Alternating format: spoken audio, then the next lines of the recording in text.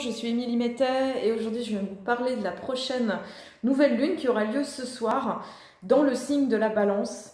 Donc comme à chaque nouvelle lune, on recommence un cycle et cette fois-ci c'est dans l'énergie de la Balance qui est un signe d'air cardinal qui amène ce changement lié à l'automne et qui fait aussi cette bascule dans cette partie yin de l'année qui commence au moment de l'automne et qui finit juste avant le printemps. Et qui fait que justement on va nourrir cette énergie yin, féminine, de réceptivité, de profondeur en nous-mêmes pour nous régénérer et aller vraiment à l'intérieur de soi. Le signe de la Balance, donc c'est pour ça que je vous montre cette rose, pour moi vraiment c'est vraiment en lien avec cette énergie. C'est aussi mon signe, c'est aussi la période de mon anniversaire, donc c'est une période qui est pour moi très importante. Cette énergie de la Balance, c'est vraiment l'énergie de Vénus, cette énergie d'amour, d'équilibre, de trouver cet équilibre entre les polarités, entre le yin, le yang, l'ombre et la lumière, d'accepter de danser justement avec ces polarités qu'on traverse sur la Terre. Alors le soleil et la lune en Balance donc commencent aujourd'hui ce 16 octobre et viennent justement nous interroger par rapport à notre capacité d'entrer en relation, notre manière d'être avec les autres, parce que le signe de la Balance est un signe justement de pondération, de relation, de diplomatie, de l'énergie du couple aussi, du mariage, de l'association. Donc cette question de la relation à l'autre devient particulièrement importante et vient faire un focus pendant justement ce mois qui arrive. Alors, nous sommes dans un ciel astrologique particulièrement tendu en ce moment. Je pense qu'on peut le sentir aussi sur un plan purement social, voilà, politique. On est dans un moment où, eh bien, on est vraiment au tournant de quelque chose. Alors, Soleil et Lune se trouvent justement en opposition avec Mars en Bélier, vous savez, qui rétrograde, qui recule dans le zodiaque, ça jusqu'au 14 novembre. Donc cette rétrogradation de Mars qui nous... Alors soit elle nous impose ou elle nous propose de savoir agir d'une manière un petit peu plus secondaire. C'est-à-dire que, je ne sais pas comment c'est pour vous, mais voilà, c'est pas une période où c'est simple finalement d'agir d'une manière très yang, très directe, très fonceuse. C'est un moment où finalement c'est important de réfléchir, considérer les choses, de pondérer, d'être vraiment dans cette réflexion finalement avant d'agir. Ce qui n'est pas toujours confortable pour ce Mars en Bélier. C'est pour ça qu'il peut y avoir aussi pour certains des sensations de blocage, de situations qui finalement prennent du temps à se clarifier, à se positionner, avec une sensation de vouloir avancer et puis parfois que les choses finalement elles prennent du temps. Donc c'est vraiment un moment où on est sollicité dans le fait de reconsidérer nos actions, de vraiment réfléchir avant d'avancer et d'avancer finalement en prenant le temps de la réflexion. De toute façon, c'est un petit peu un ciel qui est un peu tendu, donc parce que cette opposition avec Mars et avec justement ce Soleil-Lune en Balance à 23 degrés, se retrouve au carré de nos planètes en Capricorne. Je ris parce que je trouve que ces planètes en Capricorne, elles ont vraiment fait finalement cette danse, ce ballet de l'année 2020, avec toutes ces perspectives finalement de changement, de métamorphose, mais aussi de transmutation des choses qui sont à changer à l'intérieur et à l'extérieur, que ce soit en nous, dans nos relations, et puis au niveau de la société, au niveau de la planète, au niveau vraiment de cette conjoncture humaine qu'on est en train de tous de traverser en ce moment et qui fait qu'on est en train de vivre une grosse métamorphose. Voilà, sur le plan planétaire et humain. Alors, ce qui se passe aussi, c'est que les planètes en Capricorne, qui sont Saturne, Pluton, Jupiter, et puis on a aussi Pallas Athéna, la déesse de la sagesse qui se trouve là, sont repassés en mode direct hein, depuis un mois. Donc ça a commencé avec Jupiter, on a eu après Saturne, et puis Pluton le 5 octobre. Et donc voilà, on a eu vraiment tout ce balai de repassage direct hein, qui fait que, comme je vous l'avais dit, on retrouve finalement une énergie comme au mois de mai, en fait, avec quelque chose qui se remet à bouger et à avancer dans le sens d'une évolution. Et on sent quelque part ce besoin de métamorphose, de changement, des choses qui doivent bouger. Alors ce qui se passe, alors je vais vous montrer la carte du ciel pour que vous puissiez vous rendre compte. Et voilà, mon scotch est un peu scotché, fort. Voilà, donc dans la carte du ciel, alors Soleil-Lune, ici en Balance, se trouve en opposition avec Mars rétrograde en Bélier. Et aussi nous avons donc ce carré hanté, on appelle ça carré hanté, avec la planète Apex qui se trouve dans le Capricorne, et qui fait que, ben voilà, on est dans un moment un petit peu tendu, je sais pas si vous voyez ça, hein, c'est vraiment, voilà, il y a cette configuration qui peut donner une impression de compression à l'intérieur et à l'extérieur. Voilà, sur le plan de la santé, ben voilà, il y en a peut-être qui vivent des inflammations, hein, le carré Mars-Saturne, une sensation des fois que les choses elles mettent du temps à avancer, qu'il faut prendre du temps, il faut être patient, tout ça. Et bien l'énergie de la Balance qui est quand même une énergie d'harmonisation, hein, on est dans un signe qui vient harmoniser, pacifier, mettre une forme de douceur.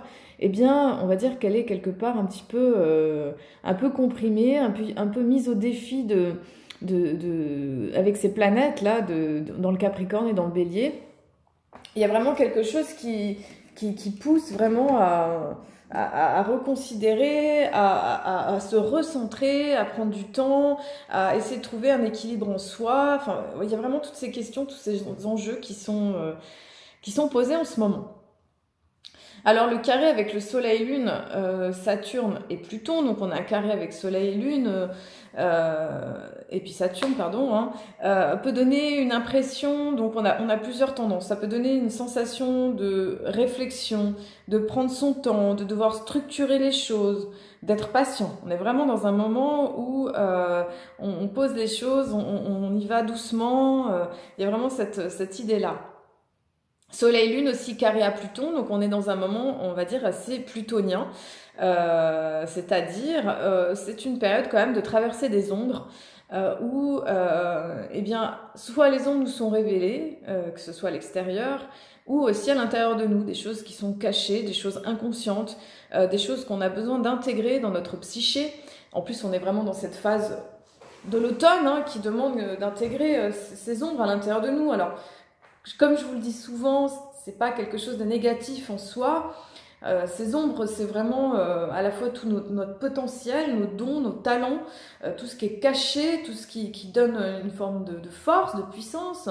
C'est aussi l'énergie de la Kundalini, l'énergie de la sexualité, tous ces réservoirs d'énergie à l'intérieur de nous et qui demandent finalement à être appréhendés, qui demandent à être connus, mis en lumière.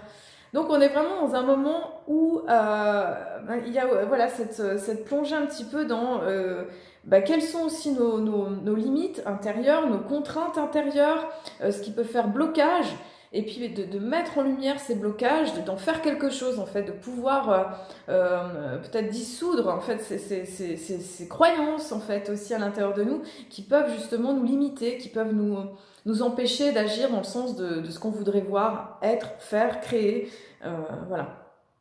Et ce Soleil, Lune, Pluton, donc qui va, donc que ce soit au niveau de la conscience, mais aussi au niveau de la Lune, c'est-à-dire des émotions, va amener cette sensation peut-être de remonter de certaines peurs, de certaines angoisses, de certaines obscurités intérieures qui ont besoin justement d'être mises en lumière, voilà, pour pouvoir justement avancer dans le sens de ce qu'on aurait besoin.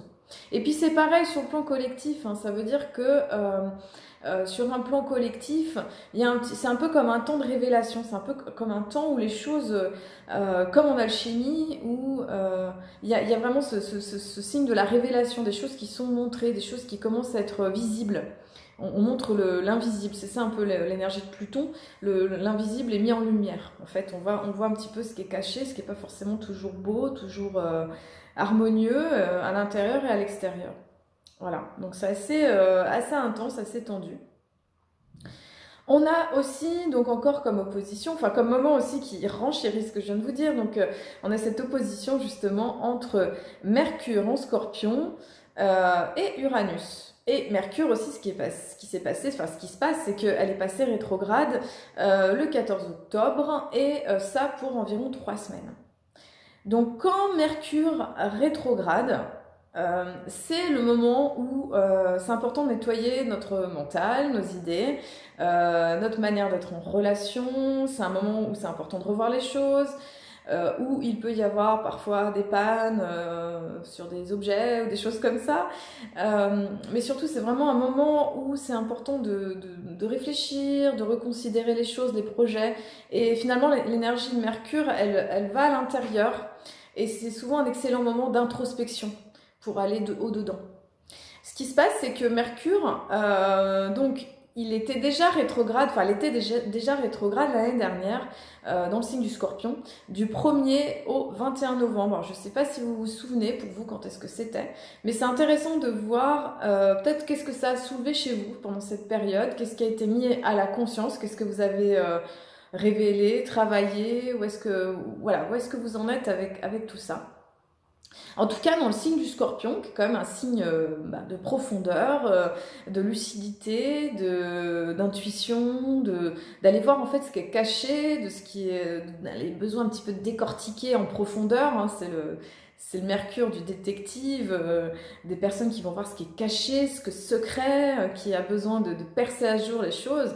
Et c'est important dans cette période, avec cette rétrogradation de Mercure, justement de ne pas être trop dans le mental, d'essayer de ne pas être trop figé dans ses pensées, parce que c'est vrai que Mercure en Scorpion, c'est vrai qu'il a un petit côté obsessionnel, il peut avoir une tendance à bloquer sur les idées, à vouloir absolument savoir, absolument chercher, absolument comprendre, et des fois c'est extrêmement épuisant d'avoir cette configuration, enfin, d'avoir cette position. Et bien c'est vrai que là, même Mercure rétrograde, il nous invite justement à lâcher prise, à prendre de la distance aussi avec ce qui nous environne, avec les choses qui nous préoccupent ou qui peuvent des fois sembler troublantes, parce que c'est important justement de savoir prendre de la distance avec tout ça. C'est aussi un moment où, quelque part, les ombres aussi sont révélées, les ombres sont mises, comment dire, on voit les choses cachées, hein, et ça, donc Mercure a commencé son passage en Scorpion le 27 septembre, et il sortira du Scorpion le 1er décembre. Il va faire un passage aussi dans le signe de la Balance, voilà, donc fin octobre. Et ce qui se passe, c'est que Mercure, du coup, se trouve en opposition avec Uranus, Uranus qui est dans le signe du Taureau, qui est en chute, qui est aussi rétrograde, qui nous invite à changer les choses, qui ont besoin d'être changées, qui sont pas faciles à changer. Et l'aspect, en fait, Mercure et Uranus nous parle justement d'idées soudaines, d'inspiration, de créativité aussi au niveau du mental, de beaucoup d'idées.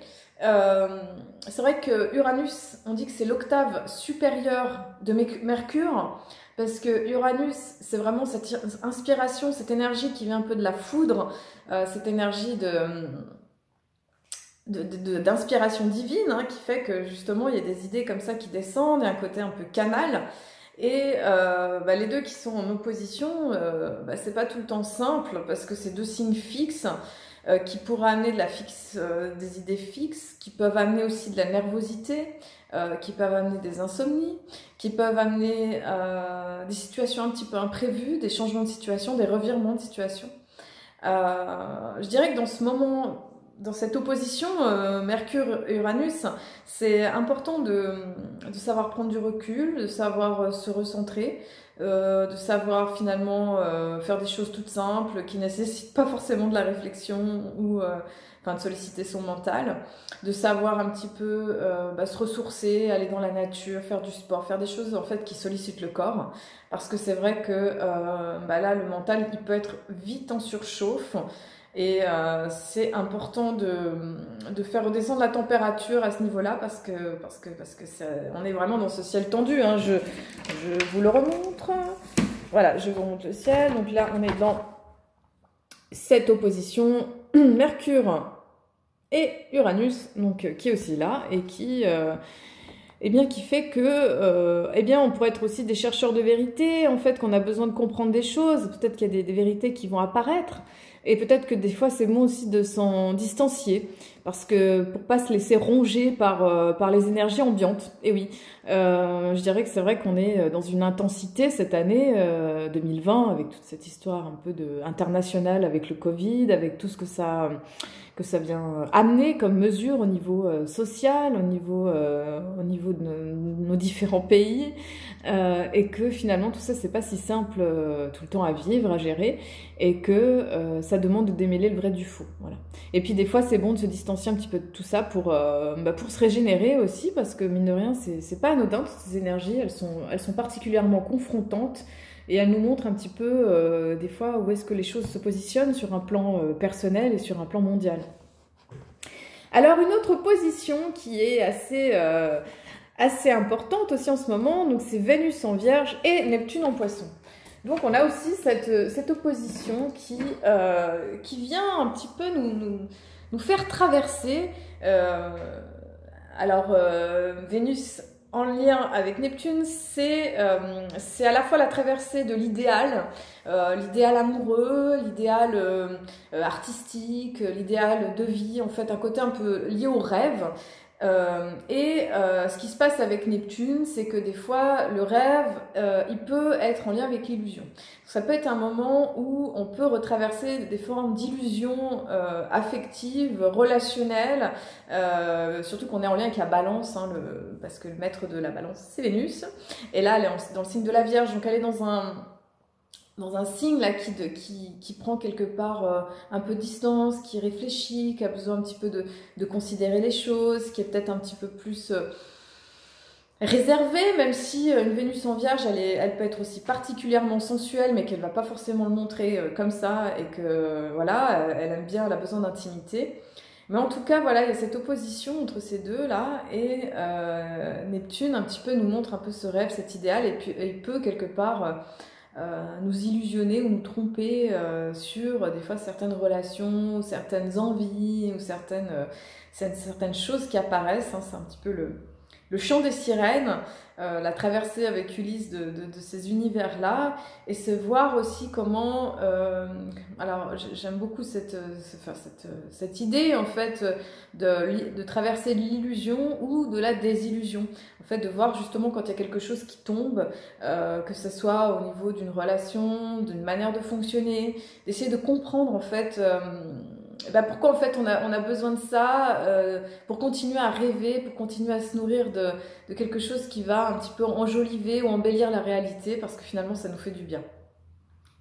Voilà, donc on est un petit peu dans cette traversée, et ça nous demande de rester finalement assez centré, assez concentré, de pas se disperser, de pas se perdre dans des choses un peu illusoires, mais c'est aussi le moment de regarder un petit peu ce qui se trame à l'intérieur.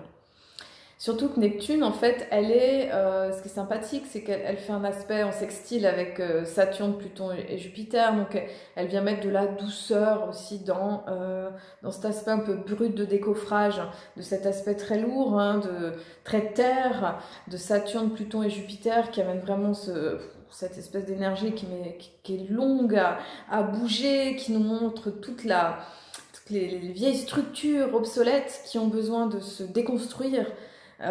Et Neptune vient mettre aussi quelque part de la douceur du rêve, donc c'est important dans ces moments, je pense, de pouvoir aussi méditer, rêver, se nourrir de choses qui font du bien, la musique, tout ce qui est artistique, des choses qui peuvent nourrir cet aspect-là de nous pour qu'on continue d'avancer. Et puis on a Vénus aussi qui fait un beau trigone à Saturne, Pluton et Jupiter.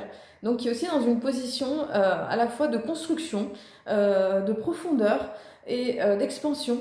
qui a envie finalement de construire du concret, parce qu'on est dans des signes de terre, cette possibilité de construire des choses qui nous, au niveau par exemple de notre créativité, de relations affectives, cette envie de créer des choses qui vont quelque part, qui vont pérenniser, qui vont donner des choses dans le temps et qui, voilà, qui demandent aussi une structuration, une base importante. Je vais vous lire le symbole Sabian de 23 et 24 degrés de la balance, vu qu'on est à 23 degrés 53, donc on est entre les deux. Alors, la première image, c'est Chanteclair, annonce son chant Le lever du soleil. Donc Chanteclair, j'imagine que c'est un coq, hein, on va voir après. Une réplique créatrice et joyeuse adressée à la vie et à son déroulement. Le cri du coq aux premières lueurs du jour symbolise à merveille l'aptitude, apanage de tout pionnier comme de toute personne en harmonie avec le cosmos, à prêter voix à ce qui ne s'est pas encore manifesté, mais qui est sur le point de le faire. Chanteclair croira qu'il fait se lever de soleil. Or, un jour de douloureuses expériences lui enseigneront que créer consiste seulement à révéler ce qui fondamentalement est. Alors je répète, que créer consiste seulement à révéler ce qui fondamentalement est. C'est l'éclatante reconnaissance de ce qui est encore inconnu dans le monde du connu. Donc on est vraiment dans... On sent que c'est ce cycle de la balance, il amène une nouvelle page en fait, une nouvelle amorce. Et là, on parle de ça, ce coq qui chante au moment du lever du jour et qui vient annoncer ce qui n'est pas encore manifesté mais qui est au-dedans. Donc c'est vraiment un temps très très fort pour la créativité, pour justement nourrir ce qui est important pour nous. Voilà, il est question ici de capacité de répondre au renouvellement de la vie. Phénomène cyclique, prévisible et toujours nouveau, toujours créateur. Donc voilà, on est vraiment dans quelque chose de nouveau qui est en train d'émerger et c'est important de le nourrir et je pense que ça vient vraiment dans le silence, dans l'introspection, dans le fait d'être à l'intérieur de soi. Le deuxième symbole, c'est un papillon avec une troisième aile sur son côté gauche. Aptitude pour gagner plus de force intérieure à modifier son comportement dans la vie. Le papillon est le symbole ancien et traditionnel de la renaissance spirituelle. La troisième aile désigne l'évolution spécifique d'un aspect de la vie spirituelle. Le 3 est un symbole d'accomplissement. Notre vie spirituelle s'est vue insuffler quelque énergie supplémentaire. Le côté gauche se réfère habituellement au domaine instinctuel de la conscience, mais c'est aussi le côté du cœur. Une vigueur nouvelle apparaît, que l'on n'a peut-être pas encore réalisée. Ce degré donc, nous permet d'aboutir à l'apparition d'une faculté nouvelle et il nous parle d'une mutation originale. Donc en fait, il y a comme une idée de changement, de transformation avec ce papillon et puis qui développe de nouvelles aptitudes avec cette troisième aile qui est en train de pousser. C'est comme si en fait il y a quelque chose de nouveau qui est en train de se construire à l'extérieur de nous, en l'intérieur de nous. C'est vrai que quand effectivement Jupiter et Saturne vont passer dans le signe du Verseau au mois de